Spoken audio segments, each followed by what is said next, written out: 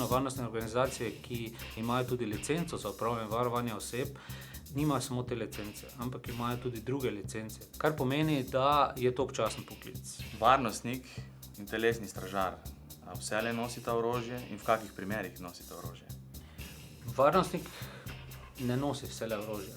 Za delo varnostnika je nekako predvideno orožje kot dodatek za svojo lastno varnost v tistih delih, kjer opravlja posebno nevaren poklic. Ta dela so prevoz denarja, dragocenosti. To delo je upravljanje intervencije. Mislim pa, da drugih takih del ni. Pri tem imajo običajno varnostniki tudi varnostno orožje.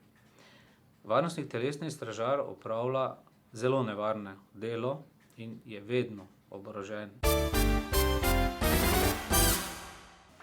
Goran, kot varnostnik, delaš v zgradbi, kakšne obveznosti imaš? Imamo, rečemo, pristopno kontrolo, se pravi pristop zaposlenih, obiskovalcev, strank, izvajamo obhode po objektu, naprimer preventiva proti požaru, kaznivim dejanjem, drugim škodljivim dogodkom. Imaš tudi obhode?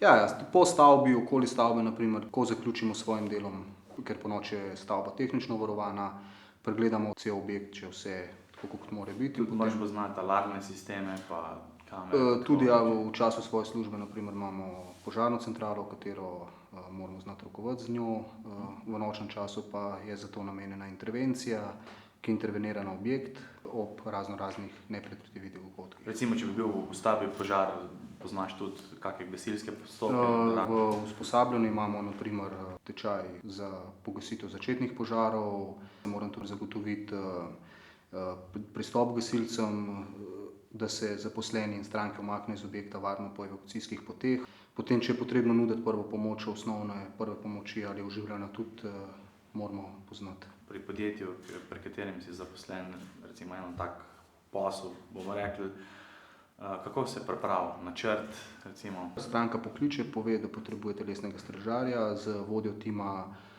se gremo, pogovorimo s stranko, pripravimo načrt varovanja, potem pa se pristopi k varovanju. Koliko vas pa varuje? Recimo tako eno preprosto varovanje, prevozi z avtomobilom? Kot telesni stražar težimo temu, da smo minimalno dva, se pravi voznik in varnostnik. Po možnosti, zdaj podvisno stopnje ogroženosti, nas je pa lahko zna biti tudi več. Tukaj imamo par pripomočkov. Tukaj so določene sredstva, ki jih uporabljamo varnostniki pri svojem delu, naprimer zaščitni jopič, čelada, opasač z tokom za pištolo, radijska postaja, tele, naprimer manjša svetilka, uporabljamo tudi večje svetilke Maglite. Zdaj, naprimer, čelada se uporablja pri javnih zbiranjih na nekih bolj ogroženih tekmah ali pri prevozu gotovine, kjer se uporablja tudi zaščitni jopič, opasač s tokom za orožje. Varnostnik telesni stražar je oseba, ki prevzame skrb za varnost tretje osebe.